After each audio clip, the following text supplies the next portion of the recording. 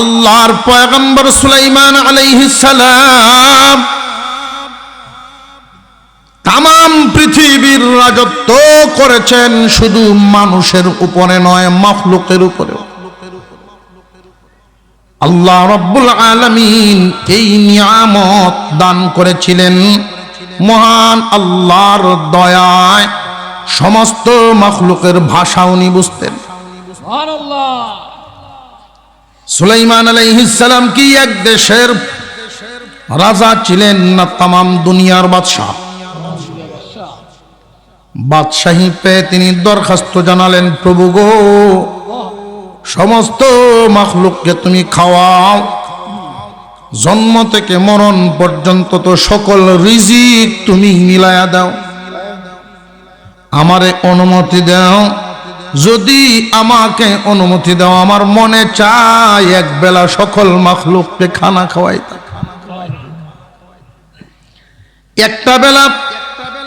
এক বেলা খানা খাওয়াইতাম, আমার মনে চায়। কিন্তু তোমার সাহায্য ছাড়া, অনুমতি ছাড়া তো আর হবে না।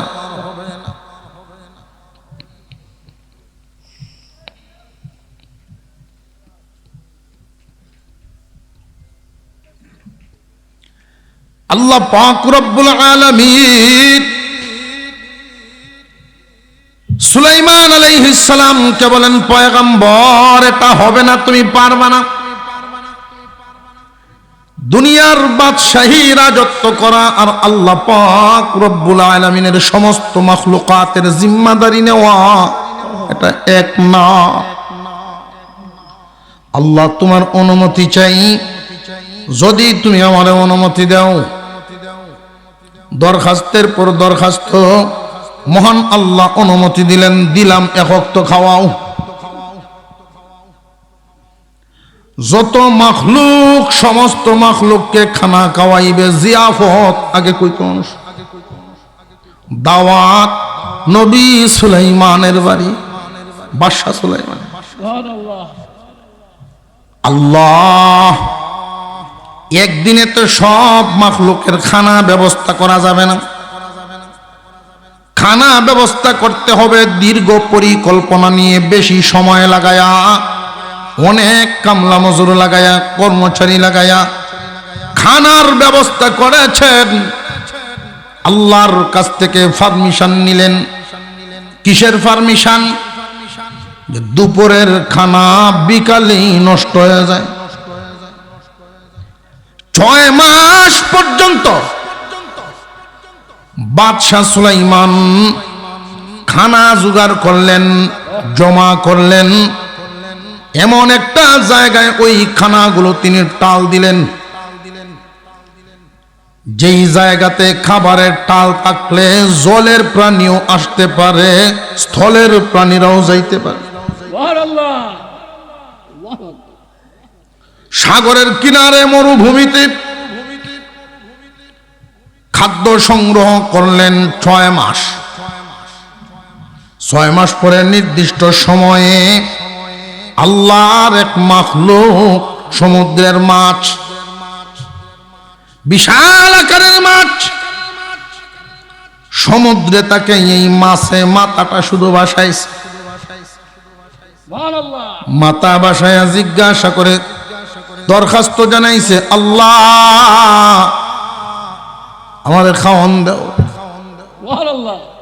আল্লাহ জানায়া দিলেন, নবী সুলাইমানের বাড়ি দাওয়াত। এক কিনারে আসছে সাগরের। নবী সুলাইমানকে আরজি জানালেন, খানা দেন। উনি তেমন গ্রাহ্য করেন নাই, পিছন দিকে ভালো করে তাকানো নেই।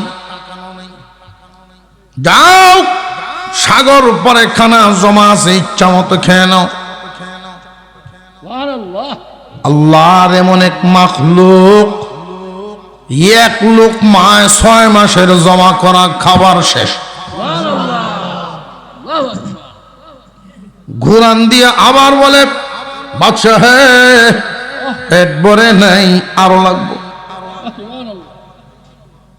নবী সুলাইমান আলাইহিস সালাম আশ্চর্য হয়ে উনি পিছনের দিকে তাকায়া দেখেন এত বড় মাছ আল্লাহর সৃষ্টি জগতে আছে, উনি এটা না দেখলে বিশ্বাসই হতো না। আমার কাছে তো আর খানা নাই, তুমি একাই সব খেয়ে ফেলছো। মাছে জবাব দে আল্লাহর পয়গম্বর, ওগো বাদশাহ সুলাইমান, এমন লোকমা আমার আল্লাহ প্রতিদিন 3টা করে খাওয়া। দুনিয়ার জমিনে যত প্রাণী, কোন প্রাণীর নামে কি কোনো অ্যাকাউন্ট আছে নি? বলে কইছে না। আপনারা মনে মনে ভাবতেছেন হুজুর অ্যাকাউন্ট করেছে কেন নাকি? মুসলমান ভাইয়েরা আমার, আমরা এত পাগল এই আধা পেট ভরার জন্য। আমরা যেই পরিমাণ খাবার খাই একটা গরুর সমান হয় না, অনেক কম। একটা গরুর সমানও হয় না, অনেক কম খাবার খাই, অথচ কি পেরেশানি, কি পেরেশানি। এই দুনিয়ার জমিনে একজন মানুষ বেঁচে থাকার জন্য, হালাল ভাবে জীবন যাপন করার জন্য তার হারাম ইনকাম করান লাগে না। মহান আল্লাহ এই জমিনে প্রত্যেকটা মাখলুকের রিজিক যেহেতু আল্লাহ ব্যবস্থা করেন, তুমি তো আশরাফুল মাখলুকাত, মানব জাতি, তোমার চিন্তার কোনো কারণ থাকার কথা না। মানুষের দাম অন্যান্য প্রাণীর চাইতে কম না বেশি? আমি যেই আয়াতে কারিমা তিলাওয়াত করেছি, মহান আল্লাহ এই আয়াতে আমাদেরকে যে ডাক দিলেন, যে শিক্ষা দিলেন, আসমানের নিচে শুধু ইমানদার বসবাস করে না, বেঈমানও আছে। যেই সবকটা, যেই নসিহতটা তিনি করলেন, যে আদেশটা দিলেন, এই আদেশটা আবার বেঈমানদের জন্য না, সমস্ত মানব জাতির জন্য না, এটা শুধুমাত্র ইমানদারের জন্য। কি আদেশ? আল্লাহ বলেন, ইয়া আইয়ুহাল্লাযীনা আমানু, ইয়া আইয়ুহাল্লাযীনা আমানু কুলু মিন তাইয়্যিবাতি মা রাযাকনাকুম। হে ঈমানওয়ালারা, তোমরা খাও, খাবার খাও, বেঁচে থাকার জন্য খাইতে হবে। এই জমিনে খাদ্য বস্তু অনেক কিছু বানাইছি আমি আল্লাহ, এইগুলোর থেকে বেছে বেছে যেগুলো হালাল করেছি, হালাল গুলো খাও। আল্লাহ বলেছেন খাও, এরপরে যে ফাকুলু কুলু মিন তাইয়্যিবাতি মা রাযাকনাকুম, রিজিক হিসেবে জমিনে আমি যা রাখলাম উত্তম, বেছে বেছে পবিত্র, অর্থাৎ হালাল। প্রত্যেকটা হালাল খাবার পবিত্র হয়, আর হারাম খাবার অপবিত্র, নাপাক। আল্লাহ পাক বিধর্মীদেরকে আদেশ দেন নাই, শুরুতেই বলেন ইমানদার, জমিনের যত রিজিক আছে এর চাইতে তোমরা হালাল পবিত্রটা খাও। অমুসলিমদেরকে কেন বলেন নাই? মানব জাতি বলেও তো ডাক দিতে পারতেন। ইমানদারদেরকে বলার কারণ হলো এইখানে একটা বিরাট তত্ত্ব লুকায়িত। আমাদের এই বডিটা আল্লাহ বানাইছেন মাটি দিয়া, আগুন, পানি, মাটি, বাতাস, এই পদার্থগুলো দিয়ে বানাইছেন। আমাদের বডি বানাইছেন জমিন থেকে, এই জন্য এই বডির ভরণ পোষণ, খাওয়া দাওয়া যা কিছু লাগবে সব কিছুই আল্লাহ জমিন থেকেই ব্যবস্থা করেন। আমাদের আত্মা পাঠাইছেন আল্লাহর পক্ষ থেকে, এই জন্য আত্মার খাদ্যও পাঠাইছেন আল্লাহর পক্ষ থেকে। আল্লাহ পাক রব্বুল আলামিন এই জমিনের পদার্থগুলো আগুন পানি মাটি বাতাস দিয়ে যে বডি বানাইলেন, এই বডির ভিতরে এমন যোগ্যতাও আল্লাহ দিয়েছেন, ভালোও করতে পারবা, আল্লাহর আদেশ মাইনাও চলতে পারবা, না মাইনাও চলতে পারবা। তুমি যদি নামাজ না পড়ো, জমিনের উপরে তুমি চলতে ফিরতে তোমার বাধা দেওয়া হবে না, সূর্যের আলো বন্ধ হবে না। রে বান্দা, তুমি যদি নামাজ না পড়ো, তোমার জন্য কোনো পানিশমেন্ট দুনিয়াতে দেওয়া হবে না। তোমার ক্ষমতা দিয়া ইচ্ছা মতো ছেড়ে দিলাম পরীক্ষা করার জন্য, আমি আল্লাহর হুকুমগুলো তুমি কতটুকু মানো, তুমি কি বেহুশের জীবন যাপন করো নাকি তোমার হুশ আছে? যদি তোমার হুশ থাকে, সামনে পাইলেই খাইবা না। তুমি আগে বুঝবা এটা খাওয়ার অনুমতি আল্লাহর পক্ষ থেকে আছে কিনা। আমার আল্লাহ তো আমারে খাওয়াইছেন, মহান আল্লাহ আমাকে লালন পালন করেছেন, খানা খাওয়াইছেন। যেই দিন আমরা মার গর্ভে ঢুকলাম, মার গর্ভে আমরা আসলাম, বাবা খুশি, মা খুশি, আত্মীয় স্বজন সবাই খুশি। কিন্তু আমি আপনি মার গর্ভে কি খাবো, কেমনে থাকবো, এই চিন্তা করছেন কে? আল্লাহ একমাত্র ব্যবস্থা করে দিয়েছেন, মার নাবি, আমার আপনার নাবির সংযোগ লাগাইয়া খাদ্য ঢুকাইছে। যেই আল্লাহ মার গর্ভে পালতে পারছেন ব্যবসা ছাড়া, যেই আল্লাহ মার গর্ভে আমি আপনাকে কানা খাওয়াইছে পরিশ্রম ছাড়া, পেরেশানি ছাড়া, সেই আল্লাহ জমিন, বিশাল দুনিয়ার এই জমিনে খাওয়ানোর ক্ষমতা আছে না? না। আল্লাহ বলেন জমিনের পবিত্র গুলো অর্থাৎ হালাল গুলো তোমরা খাও। কাফেরদেরকে বলেন নাই, শুধু ইমানদারদেরকে এই কথা বলেছেন। কারণ কি জানেননি? এই জমিনে কাফেররা যদি নাপাক অপবিত্র খায়, ঘুষ খায়, সুদ খায়, এদের তেমন কোনো সমস্যা নেই। কিন্তু তুমি মুমিন, তুমি যদি হারাম খাবার খাও, রক্ত মাংস তৈরি হয়, তুমি ক্ষতিগ্রস্ত হইয়া যাইবা। কুকুর, শুকুর, এই জাতীয় প্রাণীরা পচা গান্দা খাবার খাইলে আরো মোটা তাজা হয়। কথা বুঝতেছেন? পচা গান্দা খাবার খাইলে কুকুরের স্বাস্থ্য কমে না বাড়ে। কিন্তু মানুষে যদি এটা খায়, পেট খারাপ হয়ে মরব। এই জমিনের মধ্যে ইমানদার মুমিন তোমরা আর বেঈমানরা সমান না, সমান না।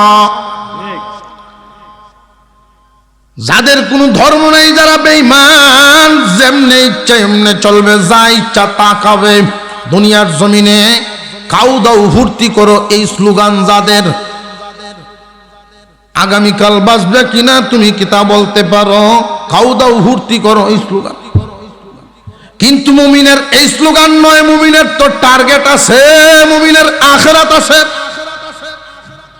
আল্লাহ পাক রব্বুল আলামিনের কাছে জবাবদিহি আছে। মহান মাওলাই করিম আমাদেরকে যে দুনিয়ার জমিনে রিজিক দান করেছেন, হালালও আছে, হারামও আছে। হালাল গুলো শুধুমাত্র হালাল গুলোই মুমিনরা খাইতে পারবে, হারাম তো খাবে দূরের কথা, দ্বারে কাছেও যাইবা না।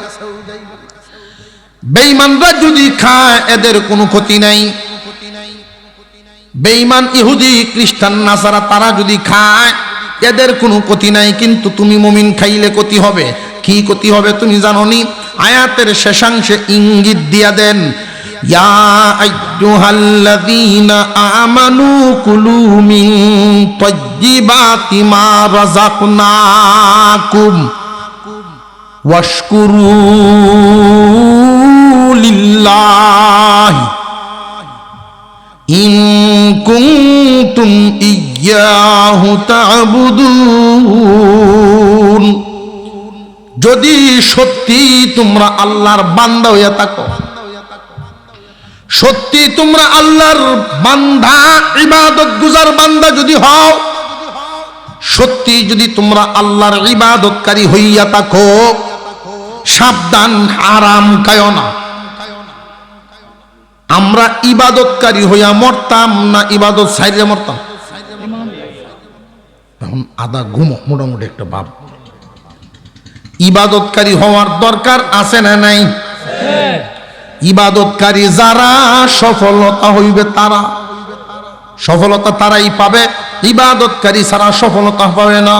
ইবাদত মানে কি? গোলামি বন্দি। আল্লাহ পাক রব্বুল আলামিন বলেন, আমার দেওয়া নিয়ামত, আমার দেওয়া রিজিক থেকে পবিত্রগুলো খাইবা। এই পবিত্র রিজিক তোমার ভিতরে ঢুকার কারণে যেই রক্ত মাংস তৈরি হবে, তোমার যে ইচ্ছা শক্তিটা, ওই ইচ্ছা শক্তিটার মধ্যে ভালোর দিকে বেশি তোমাকে টানবে, খারাপের দিকে কম টানবে যদি পবিত্র হয়। আর যদি বান্দা তুমি ইহুদি খ্রিস্টানদের মতোই অপবিত্র খাবার খাও, সুদ পবিত্র না নাফাক? 5-7 জনে কইছে, আর বাকিরার কাছে মনে হয় এই জমিনে যত জঘন্য লাইন আছে, ইনকাম করার যত জঘন্য লাইন, যত লাইনে ইনকাম করা যায়, সব চাইতে বেশি ইনকাম হচ্ছে ইনকামের চিন্তা করে, লেনদেন করে সুদ। বর্তমান সময়ে প্রতিটা গ্রামে গ্রামে এমন রোগ ছড়ায় গেছে, খুব কম ঘর এমন পাওয়া যায় যেখানে সুদ নেই। খুব কম ব্যবসায়ী পাওয়া যায় যারা সুদের লেনদেনের সাথে জড়িত না। এমন মানুষ খুব কমই পাওয়া যায়, সুদী কারবারের সাথে তার সম্পর্ক নাই। তার যদি না তাকে বড় চিল্লা লাগাই আইছে, এই জন্য তার নাই। ঘুরায় দেখবেন তার ভূতের আছে। ভূত যদি মাদ্রাসার ছাত্র হইয়া থাকে, সে তো যাবে না, তাহলে তার বিবি রইল আছে গোপনে। সুদের কারবার বর্তমান সময়ে তুলনামূলক আগের চাইতে কম না বেশি? সাবধান, সাবধান মুসলমান, জেনে রাখো, যখনই সুদী কারবার জমিনে বেড়ে যাবে, আল্লাহ তোমাদের রিজিক কমায়া দিবেন। আল্লাহ যে রিজিক কমায়া দিবেন, এটা কেমনে? ফসল ফলা দিতে নোকসান দিবেন। কিছুদিন আগে, গত বছর আমি দেখছি ধান ক্ষেত পাকার সময় হয়ে গেছে, পাকবে। কোন কোন জমিন পেকেও গেছে, একটা বাতাস লাগছে মাত্র, আল্লাহর ক্ষমতা দেখায় দিছে। এই বাতাসের কারণে যেই যেই জমির উপর দিয়া বাতাসটা গেছে, এই জমিনে শুধু দাঁড়ায় রইছে চুষা, সব পুরে ছাই, ভিতরে একটারও চাল নাই। আমি নিজে গেছি একটা জমিন দেখার জন্য, আমার বাসা সব গিয়া দেখি দুনো সাইডের জমিন ভালা, মাঝখানের জমিনটা 2-2.5 কাঠা হবে। এমন এক তাল ধরছে, এমন নষ্ট যে তালটা, এই ক্ষেতটা আদি করছে আরেকজনে, বর্গা। যিনি বর্গা করছেন উনি মালিক রে কয় যে আমার কোনো দাবি দাওয়া নাই, তকদিরে আছি, আপনার ক্ষেত আপনি নিয়ে। আর মালিকে কয় তুই করছস না, তুই আমার ক্ষেত সাফ করে দিবে, আমার দান দল হতো না। পুরা জমিন সাপলেও 2 মণ হইতো না। এই হিসাব তারা মিলাইয়া এখন বুঝেন আল্লাহর গজব যার উপরে আসে, আল্লাহ যদি ধরেন কেমন ধরা ধরবে। মুসলমান, আমি আগেই বলছি, গরুর কোনো জমিন নাই, হাতির কোনো অ্যাকাউন্ট নাই। বিশাল বিশাল প্রাণীদেরকে আল্লাহ খাওয়াইতে পারেননি না পারেন না? তুমি বান্দার আধা পেটটা ভরার জন্য সুদ খায়ও না, আধা পেটটা ভরার জন্য তুমি হারাম রাস্তায় কদম বাড়াইও না, হারাম খাদ্যের জন্য পাগল হইও না। তুমি হালাল গুলো খুঁজবা। একজন মানুষের সামনে যখন খাবার আসবে, এই খাবারটা হালাল না হারাম যাচাই করা ইমানদারের দায়িত্ব। যেই মানুষগুলো এইভাবে চিন্তা ভাবনা করে, খাবার খায় হারাম থেকে বিরত থাকে হালাল খাবার দিয়া, এই রক্ত মাংস গড়লো, বডিটারে গড়লো। যার বডিতে হারামের গন্ধ নাই, যার বডি হারামের গন্ধ নাই, আল্লাহ বলেন আমি তারে কেমনে জাহান্নামের আগুনে পুরাই। হালাল বেচে বেচে খাও, রক্ত মাংস তৈরি হবে, ভালো কাজের দিকে দাবিত হবে, ইবাদত করলে মজা পাই। বর্তমান সময়ের হালত হলো মানুষেরা ইবাদতও করে, সুদও খায়, গুনাও করে, বেহালাল খায়া সুদের পয়সার পাঞ্জাবি, পোশাক আশাক সুদের পয়সা। আগের কাতারের মুসল্লি মার দে পাঞ্জাবি ভিন্দে ব্যাঙ্গের মতো হুল্লিয়া ইমামের ভিসেকে বসে শুক্রবারে, সপ্তাহে একদিন যায় মসজিদ, সারা সপ্তাহ খবর নাই। এলাকার লোকেরাও কয় না বেড়া দেখতে যেমন বৈশাখ এমন, সারা বছর সারা সপ্তাহ নামাজ পড়লে ঘুরে কি লাভ, পড়ার মতো একদিন হল্লি হয়। কেমন সার ঢালে আইসে। আল্লাহ কি পোশাক দেখেন না পবিত্রতা দেখেন? তার এই পোশাকটা সুদের পয়সা, তার পেটে যেই খাদ্যটা এখনো অবশিষ্ট আছে ওইটাও হারাম। বান্দা ইশা দাঁড়াইছে মসজিদে, নামাজ পড়বে, আল্লাহর কুদরতি পায়ে সেজদা দেয়। হালাল খানেওয়ালাও সেজদা দেয়, হারাম খানেওয়ালাও সেজদা দেয়। দুই সেজদার মাঝখানের বেশ কম হলো হালাল খানা খায়া যারা সেজদা দেন, মহান আল্লাহ এদের কপালের নিচে কুদরতি কদম ধরে দেন। আর যারা হারাম খায় সেজদা দেন, আল্লাহ বলেন বিচার শুরু হয়ে যাইত। হয় নাই কেন জানো নিরে মাখলুকাত ফেরেশতারা, দুনিয়ার জমিন পরীক্ষার হল, ভালো করুক মন্দ করুক তারে বাধা দেওয়া যাবে না, হালতের উপরে ছাড়লাম।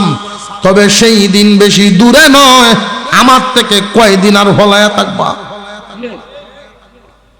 ধরা দিতেই হবে। চতুর্দিকে আসমান, মালিককে চতুর্দিকে আসমান, কই যাইবা তুমি উসমান?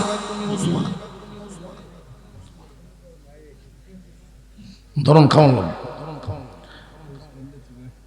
এমন আছে উসমান, কেউ পারলে এই মাইকের আওয়াজ যদি বাড়ির যায়, হ্যাঁ মা ডাকবো গিয়া, হরিবরের লোকের ডাকবো, মাশাআল্লাহ এই মুরব্বী আছে, মাশাআল্লাহ নারে তাকবীর। উসমান ভাই, উসমান ভাই, আচ্ছা এই যে নামের জিন্দাবাদটা দিলাম, 3 মন জিলাপি লাগলো না এই মানুষটি দেখতে মিছিল দিলে, 3 মন জিলাপি লাগলো। আমি যেই বিষয়টা বয়ান আনতেছি, যেই কথাগুলো বলতেছি, মূল বিষয় তো বুঝছেন, খাইতে হবে হালাল, ছাড়তে হবে হারাম। বিষয় হইল এটা। আমি আপনি সেজদা দেই, সেজদার মজা মিলে না। এই জমিনে এমন বান্দাও ছিলেন যারা সেজদা দিলে আর কপাল উঠাইতে মন চাইছে না। এই জমিনে এমন বান্দাও ছিলেন সেজদায় গিয়া যখন পড়েন সুবহানা রাব্বিয়াল আ'লা, বান্দার এই সেজদার তাসবির জবাব আল্লাহ নিজে দিছেন, সে কানে শুনে। কিন্তু আমার আপনার দেহের হালত কি দেখেন, নাফাকে ভরা। আল্লাহ বলেন বান্দারে তোমারে আল্লাহ খাওয়াইমু, তোমারে আমি ফালমু, জিম্মাদারি আল্লাহ নিছেন। আল্লাহ যে পালতে পারবেন তোমার পেরেশানি ছাড়া, অন্যায় কাজ ছাড়া যে পালতে পারবেন, এটার একটা নমুনা মার গর্ভে দেখাইছেন। বুঝে আসতেছে? মার গর্ভে তোমার লালন পালন করে আনছেন, মার গর্ভে ফালছেন, কেমনে ফালছেন দেখছি না, গুড়া আছেন, বুঝলাম গুড়া আছেন। এরপরে যে দুনিয়াতে আনলাম, দেখো তোমারে আমি কি দেই নাই বান্দা, তোমার যখন যা লাগে সময় আসার আগেই আমি আল্লাহ হাজির করে দিছি। বাচ্চা দুনিয়াতে আগে আসে না, বাচ্চার খাবার মার বুকে আসে, খাবার আগে। এই বাচ্চা দুধ পান করতে করতে যখন দুধ ছাড়ায় দিবে, দুনিয়ার খাবারের দিকে মায়াল হবে, নরম নরম খাদ্য খাবে, শাক সবজি একটু একটু খাইব, ছোট ছোট দাঁত হইলে ভালো হয়, দাঁত হইলে ভালো। আল্লাহ রব্বুল আলামিন কচি কচি দাঁত দিছেন, মাছও কামড় দেওয়ার আগেই দাঁত আমি দিয়ে দিছি। এই শিশু যখন আর একটু বড় হয়, এই দাঁতে চলতো না, খাওন লাগে বেশি, বাপসা চাই কুরবানি দেয়, আড্ডিত কামড় দিব, বেল লাগে হরব। এই দাঁত ফালায়া ফাউন্ডেশন দিয়া খুঁটিয়া গভীর ফাউন্ডেশন দিয়া দাঁত দিছেন, এবার খাও আর আল্লাহর শুকরিয়া আদায় করো।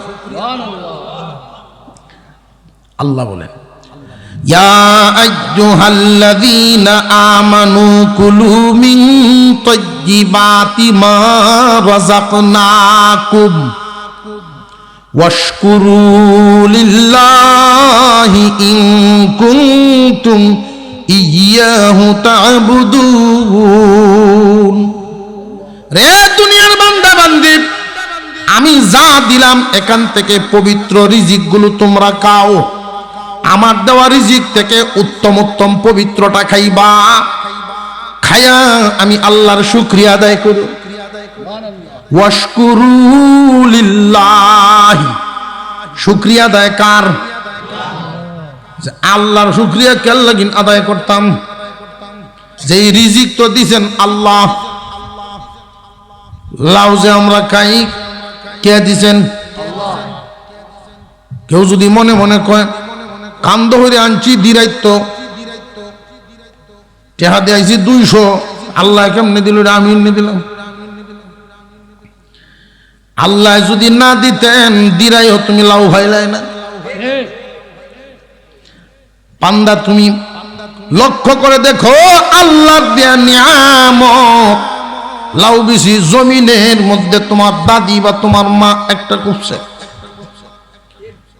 বিসি কুফার সাথে সাথে আল্লাহর পক্ষ থেকে ফেরেশতা নাজিল হয়ে যায়। আরো জোরে কোন সুবহানাল্লাহ।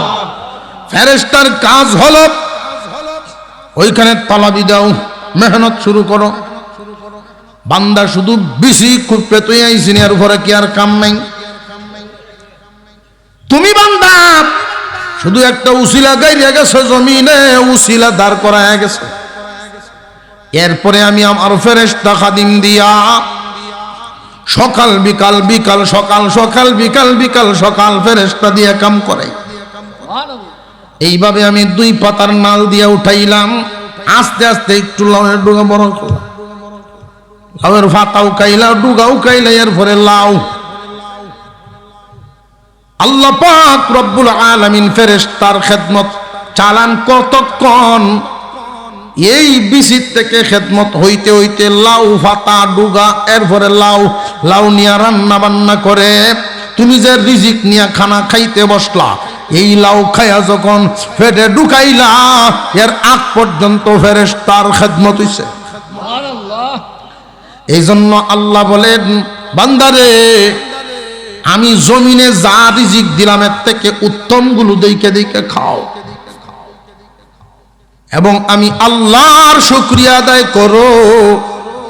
যদি বান্দা আমার শুকর আদায় করো, এতদিন যে আমার ফেরেশতা খাদিমরা খেদমত করলো, এত কিছু পরিশ্রম যে গেল, সূর্যের বিল গেল, বৃষ্টির পানির বিল গেল, আমার সকল খেদমত বান্দা তোমার জন্য সব নিদাবি, কোনো প্রশ্ন আর করা হবে না।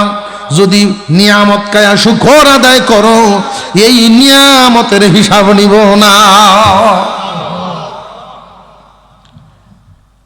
লাউ খায়া আলহামদুলিল্লাহ না কইয়া গান গায়, হইতে হইতে শুয়ে শুয়ে গান গায়।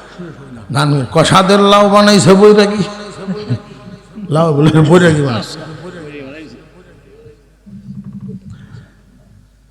আল্লাহ পাক রব্বুল আলামিন এরপরে আবার আয়াতের শেষাংশে বলেন, বান্দারে এই রিজিক হালালটা খাইবা, শুকর আদায় করবা, হালাল খাবার খাইবা, শুকরিয়া আদায় করবা।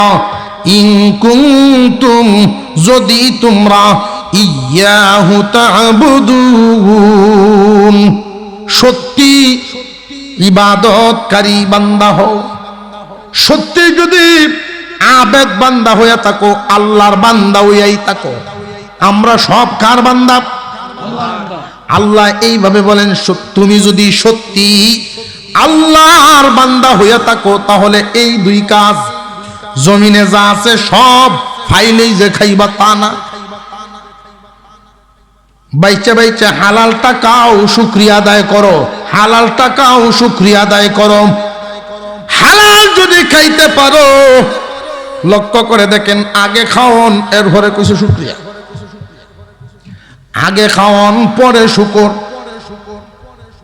যেই বান্দায় হালাল খাইব সেই শুকরিয়া আদায় করতে পারবো, যেই বান্দায় হালাল খাইব সেই সেজদা দিতে পারবো, যেই বান্দা হালাল খাইব আল্লাহর নামের জাকের হইব, যেই বান্দা হালাল হারাম পার্থক্য করে না শুকরগুজার হবে না, যেই বান্দা হালাল হারাম তমিজ করে না তার রক্ত মাংস তো হারামে ঘটে। এই কারণেই লক্ষ্য করে দেখবেন আলেম ওলামারা ওয়াজ নসিহত তাফসীরের মাধ্যমে আমরা টানি একদিকে, উম্মত যায় আরেকদিকে। উম্মত আরেকদিকে যে যাইতো না, আমরা বছরে একদিন দেখা হয়, আয়ো বাবা নামাজও যাই, তার ভিতরের যে রক্ত মাংস হারাম মালে হইয়া রয়েছে, এই 1.5 হারা বছর কোন হারাম খানা খায়া যদি কেউ দোয়া করে, আল্লাহর দরবারে দোয়া কবুল না।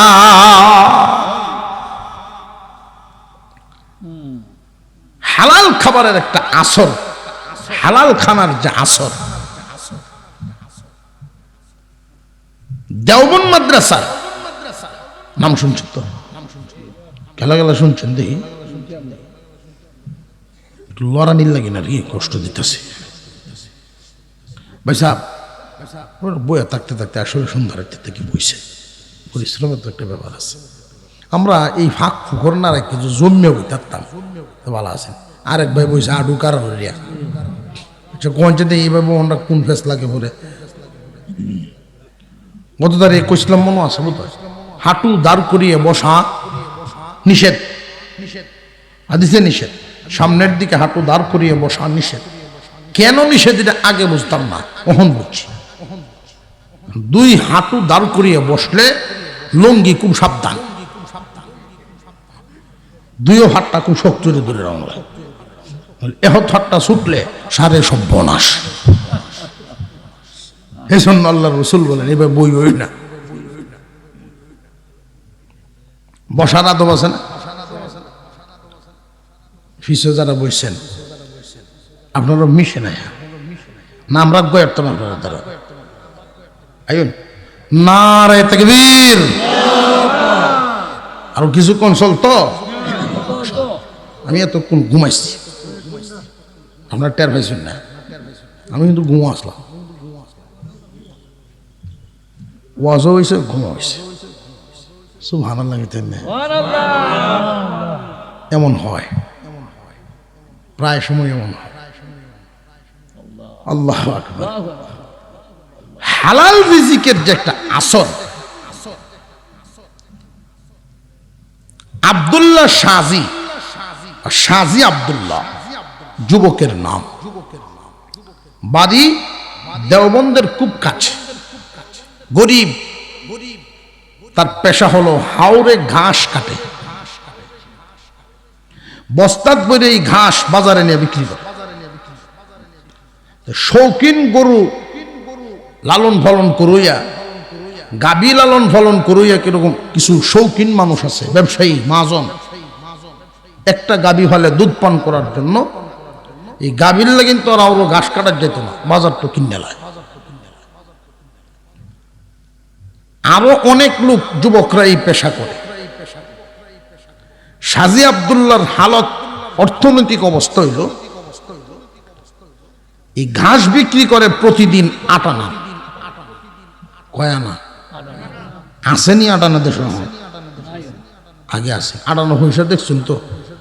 ছোট বাচ্চার কাছে গপ করলে কোন জগতের আলোচনা করে বুঝাত। তবে 8 আনার দাম ছিল।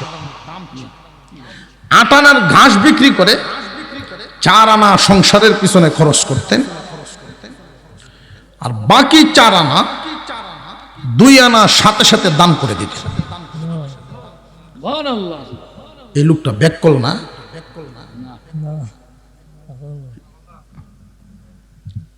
8 আনা ইনকামই তার ডেলি, 4 আনা খরচ সংসারের চাহিদা, আর 4 আনার মধ্যে 2 আনা দান, 2 আনা জমা। এই জমাটা কেন? 2 আনা জমাইতে জমাইতে জমাইতে জমাইতে যখন মোটামুটি বড় একটা অনুষ্ঠান করার মতো পয়সা জমতো, দারুল উলুম দেওবন্দের স্টাফ আলেম ওলামা তাদেরকে দাওয়াত দিয়ে তার বাড়ি খাওয়াইতেন। তার বাড়ি ঘরের অবস্থা হইল বৃষ্টি আইলে উড়ানো হরবার আগে বিছনা তুলে দেয়। বাউন্ডারির উন্নতি নাই, বাতাস আইলেই হরে দেয় সাফরা দেয়া। এই লোক যদি 8 আনা খামায় 4 আনা খরচ করে 4 আনা জমাইতো, তার দুনিয়ার পরিবর্তন হইল। কিন্তু তার হিসাবটা হইল 2 আনা ইয়েতিম বিধবা মিসকিনদের মধ্যে দান করে দেন সাথে সাথে। কারণ তার চিন্তা, তার হিসাবটা হলো আমি যেই ঘাস কাটলাম, এই ঘাস আমি বুনি নাই, বৃষ্টির পানি সূর্যের আলোতে সম্পূর্ণ আল্লাহর দেওয়া,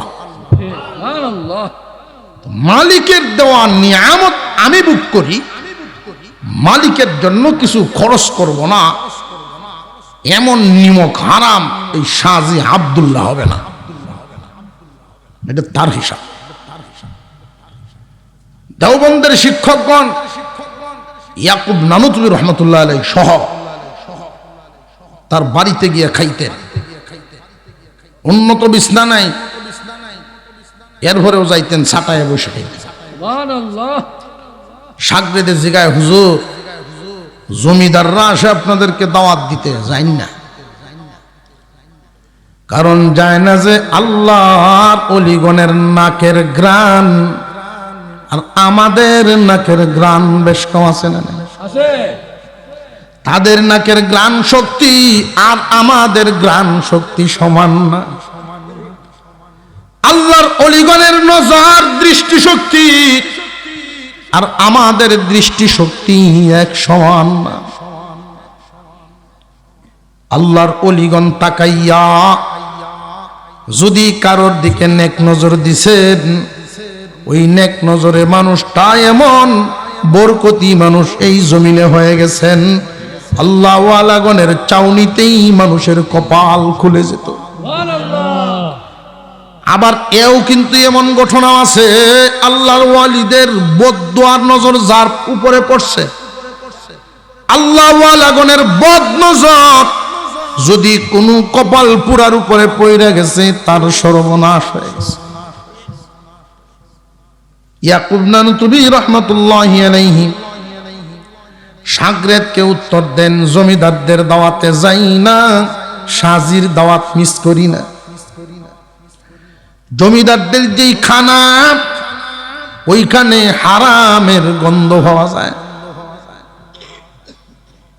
যদিও তাদের সর্বোত্তম খাবারটাই দেওয়ার চেষ্টা করে, এরপরেও পুরাপুরি সঠিক থাকে না, একটু একটু ভেজাল। একটু একটু ভেজাল কোন জায়গা?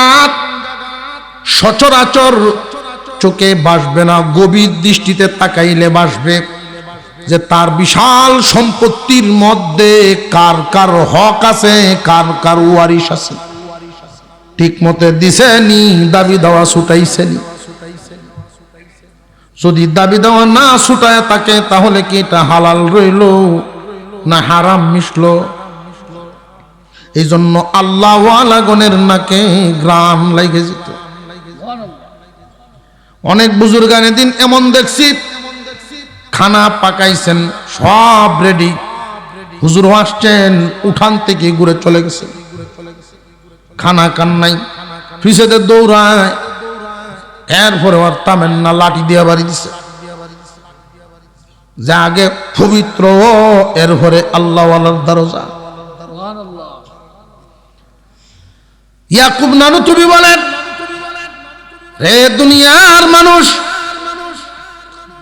শাহজি আব্দুল্লাহর বাড়িতে আমরা যেই দিন খানা খাইতাম, এরপরে বিদায় নিয়ে আসতাম, আরেকবার কোন দিন দাওয়াত দিব, আরেকবার কোন দিন তার বাড়িতে যাব, এই অপেক্ষায় তাকায়া থাকতাম। কেন জানুনি রে নবীর উম্মত, শাহজির এই খানা যেই দিন খায়া আসতাম, 40 দিন পর্যন্ত ইবাদতের মজা পাইতাম। হালাল কানায় মজা, হালাল কানার পবিত্র গ্রান নূর পাওয়া যায়।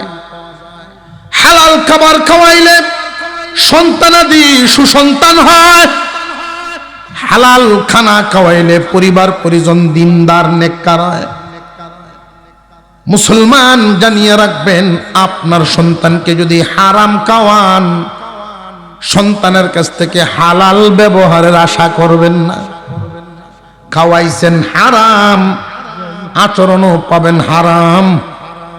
আর যদি হালাল খাওয়ান, এর একটা আসর পাবেন। হালাল আর হারামের তফাৎটা হলো, হাতি আর ছাগল। হাতি যদি জবাই করা হয় 50 টাকা কেজি দেওয়া বস্তু, খেলা নিবেন, আসদিন নিবেন কেউ? এত সস্তা এর হরু নিতেন না। কেন নিবেন না? যে হাতি তো হালাল না। হালাল মালের পাহাড় আর হারাম মালের পাহাড়, দুটোটা কি সমান না বেশ কম? হালাল মাল সামান্য মাত্র কুড়ে গোড়, 2 বেলা 2 মুঠো ভাত আর সামান্য কাপড় চোপড় দিয়ে জুরাতালির জীবন তার পার করা শুরু হয়ে গেল। এটা পূরণ হইলে ওইটা বাকি থাকে, ওইটা পূরণ হইলে আর একটা বাকি, আর একটা অভাব সামনে আইসা দাঁড়ায় যায়। এমন একটা জীবন যাপন কিন্তু হালাল পবিত্র। পক্ষান্তরে পাহাড় পরিমাণ সম্পদ, অট্টালিকার অভাব নেই, দামি বিছানা, দামি সোফার সেট, ফার্নিচার দিয়া রঙিন বাড়িঘর, সব হারাম, টাকা হারাম মিশ্রিত। হালাল হারাম পার্থক্য নাই, সব ডাইল খিচুড়ি। হালালও আছে, হারামও আছে মিলাই। এবার আপনারাই বলেন, কোনটা উত্তম, কোনটা অধম? হারামটা বালা না হালালটা? এই হালালটা যদি এইভাবে আপনি রাখতে পারেন, বিল্ডিং এর স্বপ্ন আপনার দেখা লাগে না, বিল্ডিং এর চিন্তা আপনার করা লাগবে না। আপনি শুধু আপনার কাটাটা ঠিক রাখেন, আপনার নীতিটা ঠিক রাখেন।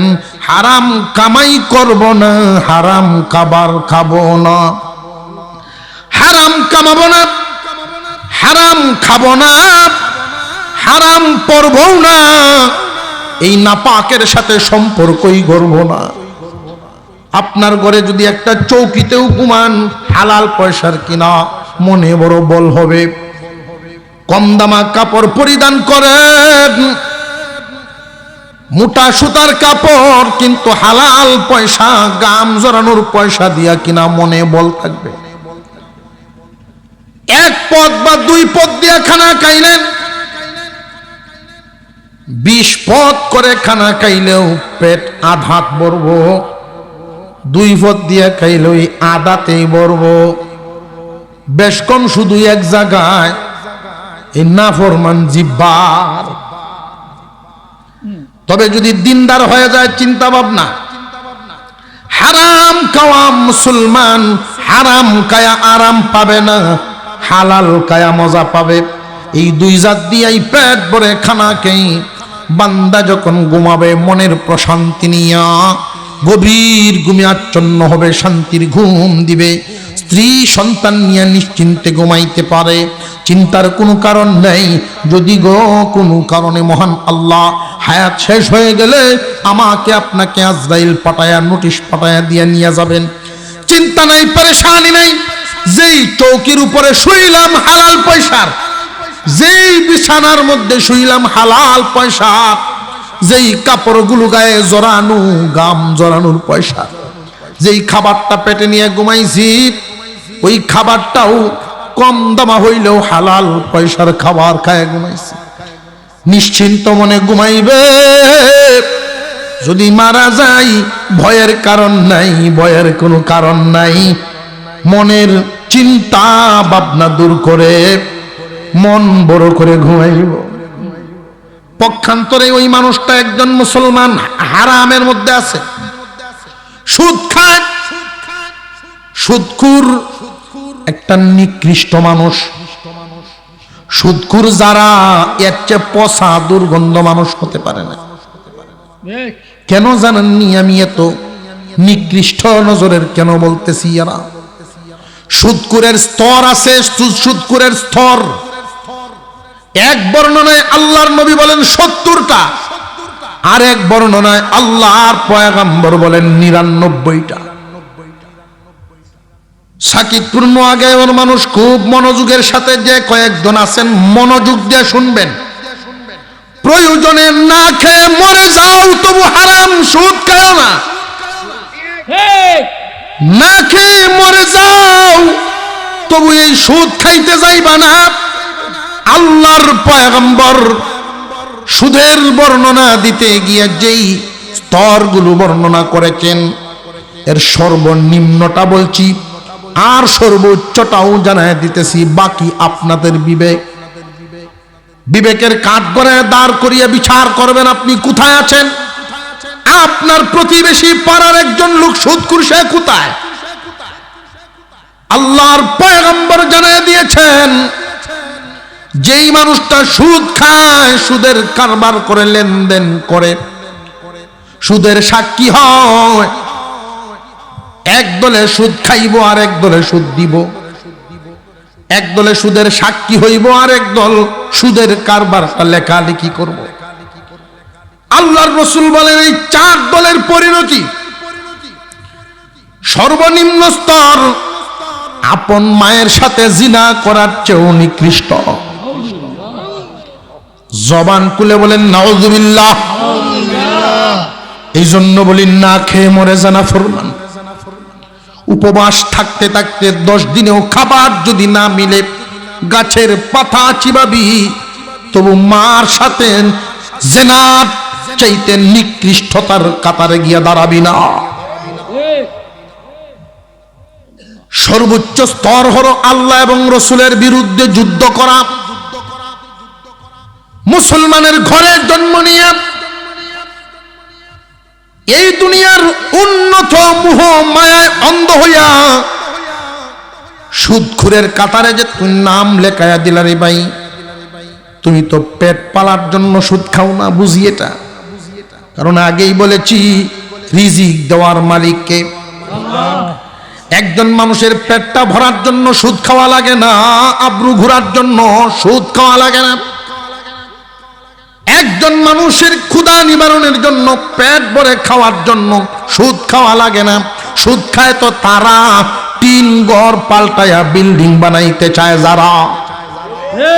সুদ তো তারা খায়, সুদের কারবারটা ওই মানুষগুলো করে দুনিয়ার জমিনে বড় হওয়ার চিন্তা সকাল সকাল করে, অল্প সময়ে বেশি বড় হইতে চায়।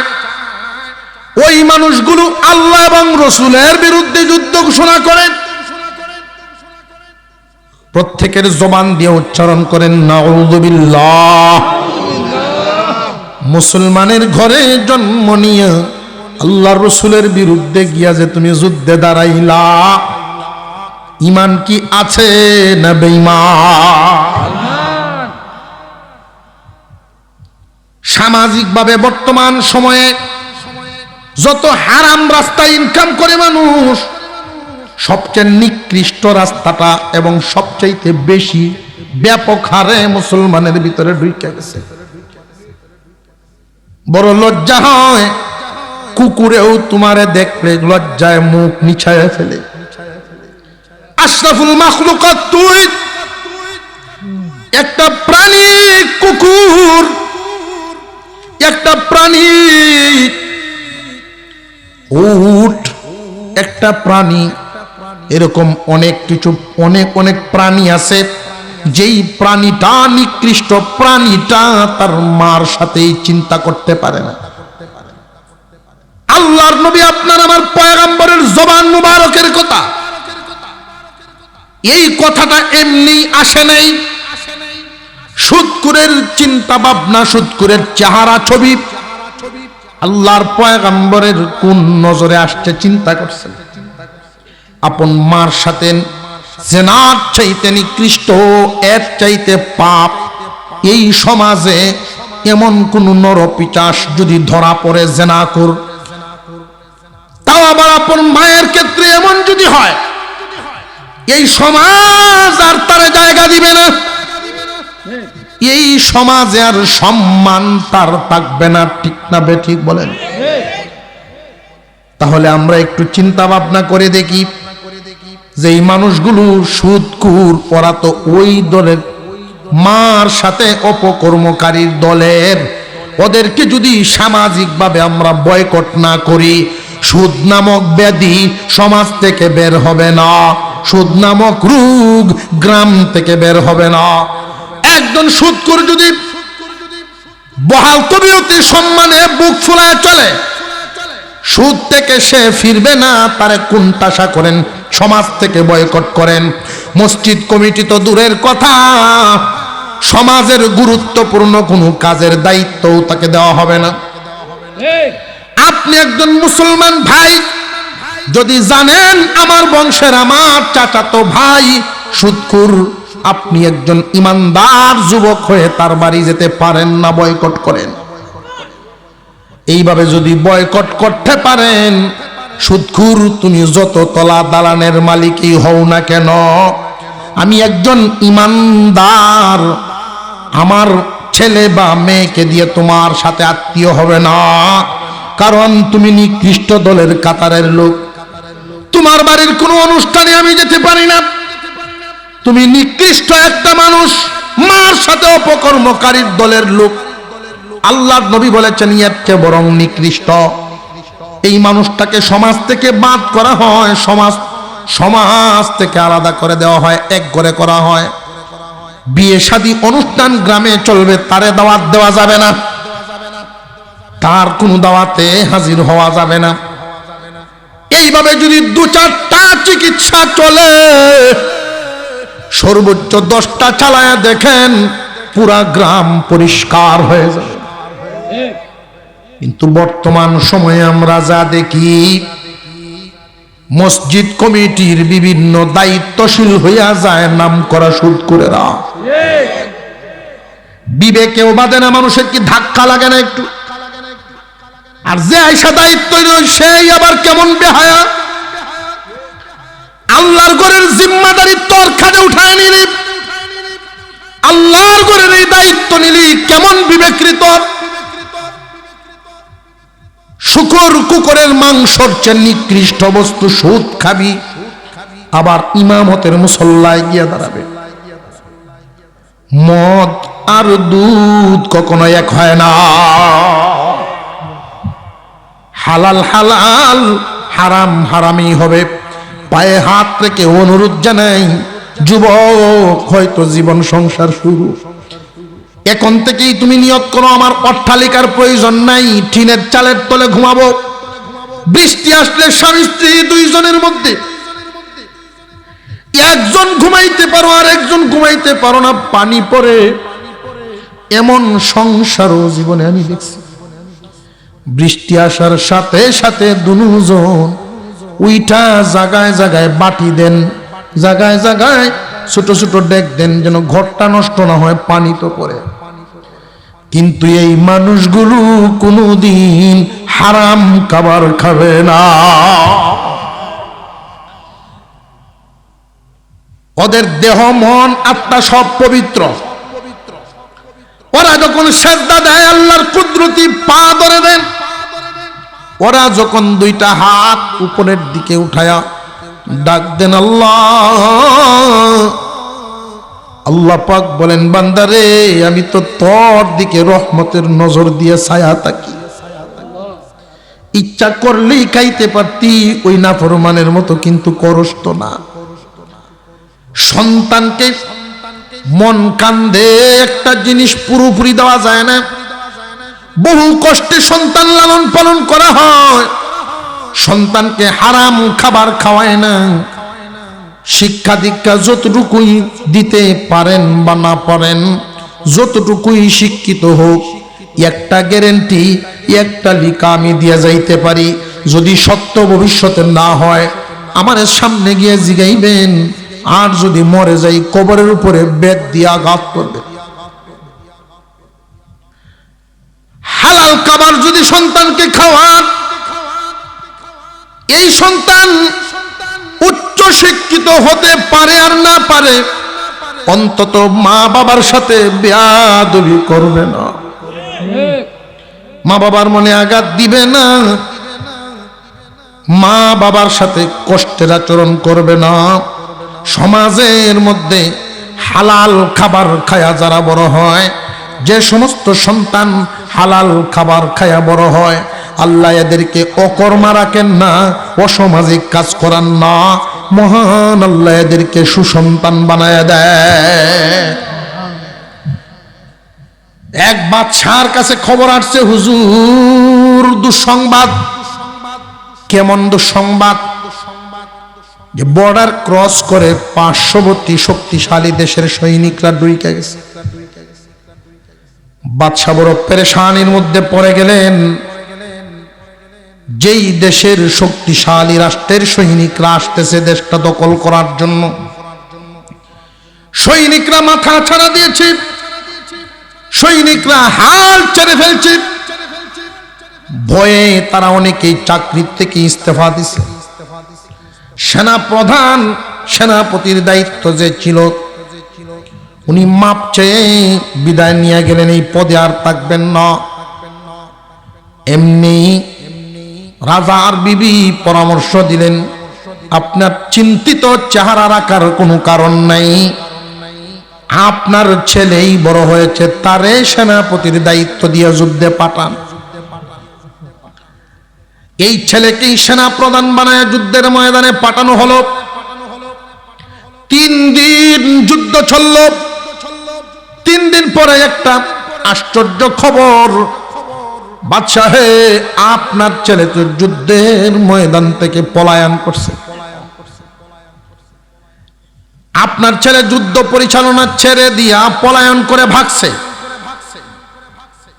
বাদশা বড় লজ্জিত চেহারা নিয়ে, ভীত সন্ত্রস্ত চিন্তিত চেহারা নিয়ে অন্দর মহলে ডুইকা বিবির কাছে গিয়ে হালত বললেন, বিবি রে, ছেলেটারে কেমনে তুমি মানুষ করলা?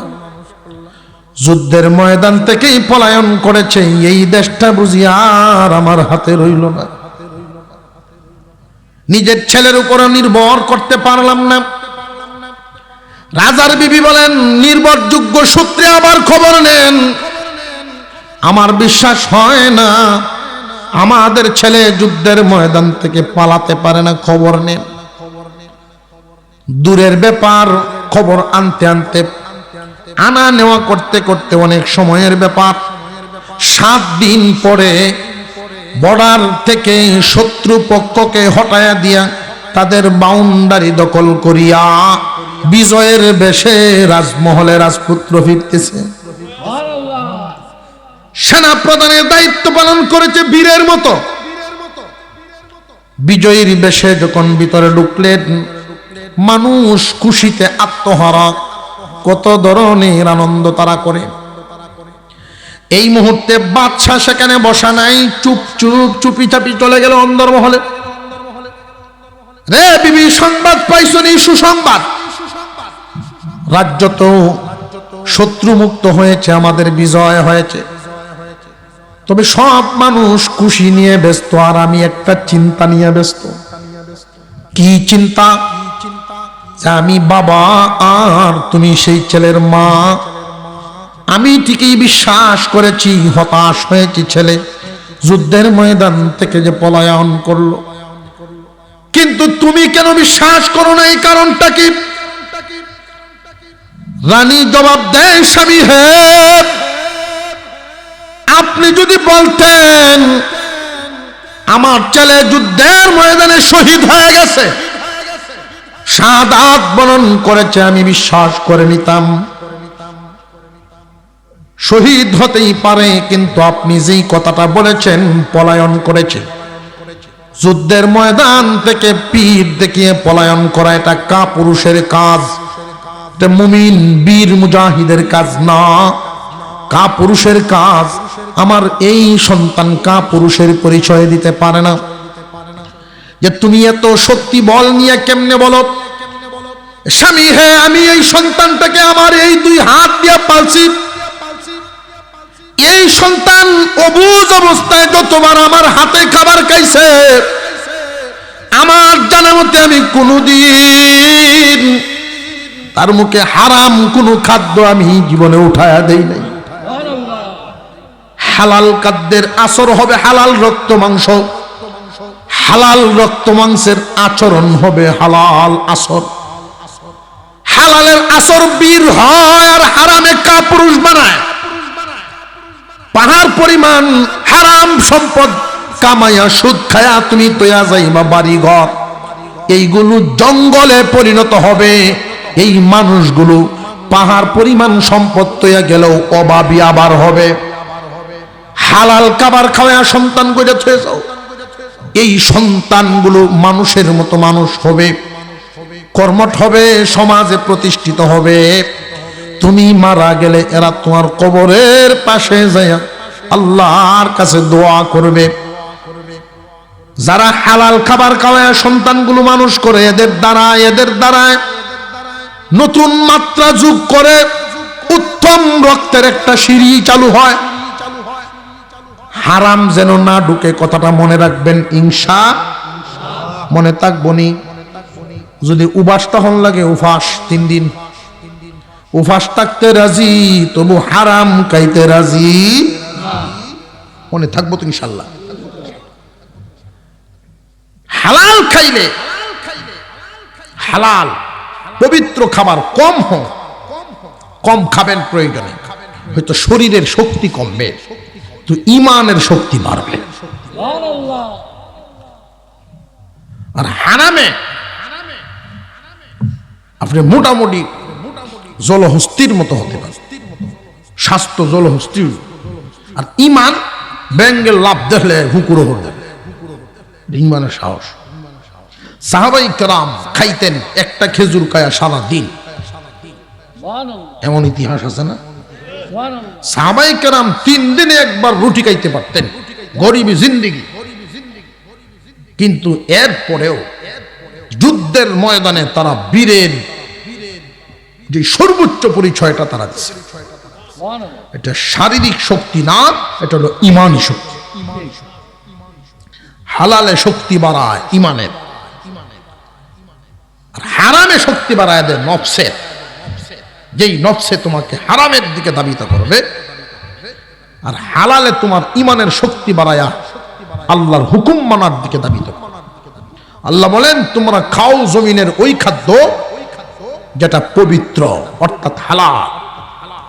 হালাল খানা যদি খাও, শুকরিয়া আদায় করবা, শুকরগুজার হইবা। সত্যি যদি তুমি আল্লাহর বান্দা হয়ে থাকো, এমনই করো। আল্লাহ আমাদেরকে আমলের তৌফিক দেন, বলুন আমিন।